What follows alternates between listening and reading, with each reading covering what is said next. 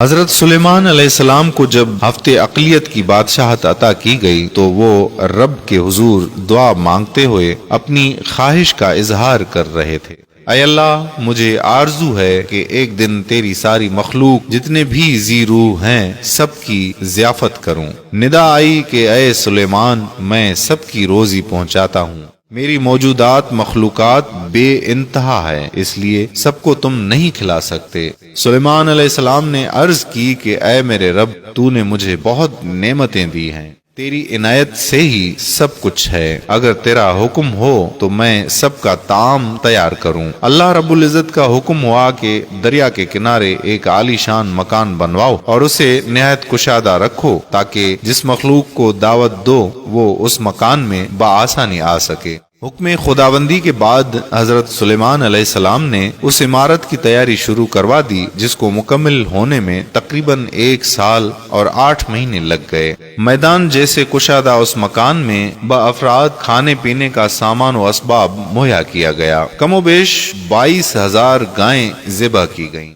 اور بہت کثیر تعداد میں دیگیں پکائی گئیں۔ مشروبات کے تالاب تھے جن کی تیاری جنات سے کروائی گئی اور ایک پرتکلف قسم کی دعوت کا اہتمام کیا گیا۔ جب ضیافت کی ساری تیاریاں مکمل ہو گئیں تو حضرت سلیمان علیہ السلام نے سارے جہان کی مخلوقات میں منادی کرا کے کھانے کی دعوت دے دی۔ ساری مخلوقات یعنی انسان، جن، پرندے، چرندے، درندے، ہر طرح کے کیڑے مکوڑے، خشکی، تری اور ہوا میں اڑنے والے اور رینگنے والے بھی تمام مخلوق کھانے کی دعوت پہ آ پہنچی اور اس مکان میں جمع ہو گئیں۔ اب سلیمان علیہ السلام نے اللہ تعالیٰ کی عظمت اور قدرت کو دیکھنے کے لیے تمام جمع شدہ مخلوقات کا مشاہدہ کرنا چاہا، چنانچہ ہوا کو حکم دیا کہ تخت سلیمانی کو اٹھا کر دریا کے اوپر ہوا میں معلق رکھے تاکہ حضرت سلیمان علیہ السلام ہر مخلوق کو اپنی نظر سے دیکھیں اور اللہ کی قدرت کاملہ کا مشاہدہ کر سکیں۔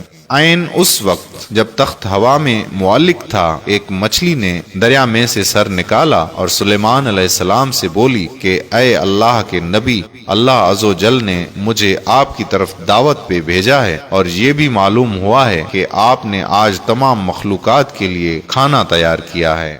دوستو، مزید بات کرنے سے پہلے پیارا اسلام کو لائک کریں، چینل کو سبسکرائب کریں اور ہماری دعا کا حصہ بننے کے لیے کمنٹ سیکشن میں اپنا نام ضرور تحریر کریں تاکہ آپ کا نام لے کر آپ کے لیے دعا کی جا سکے۔ تو بات کو آگے بڑھاتے ہیں۔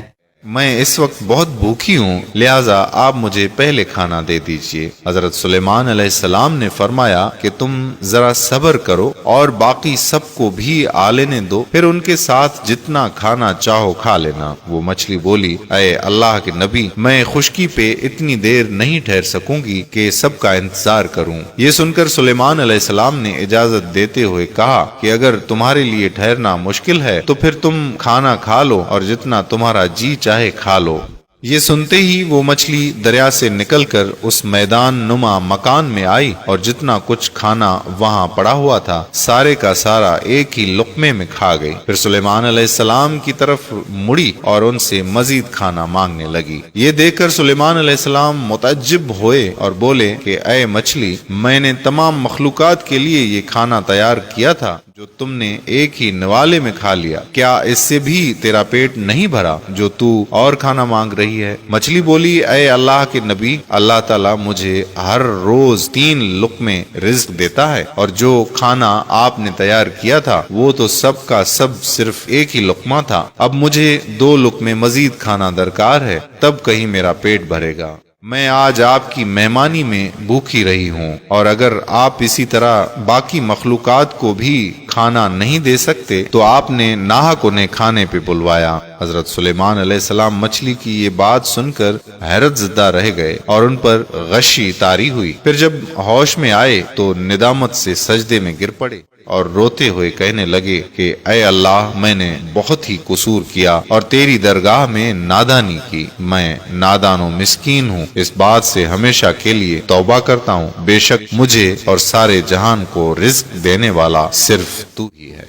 قارئین اکرام، اگر آپ نے ابھی تک ہمارا پیج پیارا اسلام لائک نہیں کیا تو ابھی سے لائک کر کے فالو کر دیجئے، اور یوٹیوب پر ہمارا چینل پیارا اسلام سبسکرائب کر دیجئے تاکہ ہم ایسی مزید معلوماتی اور دلچسپ ویڈیوز آپ تک پہنچاتے رہیں۔ جزاک اللہ خیرہ۔ السلام علیکم ورحمۃ اللہ وبرکاتہ۔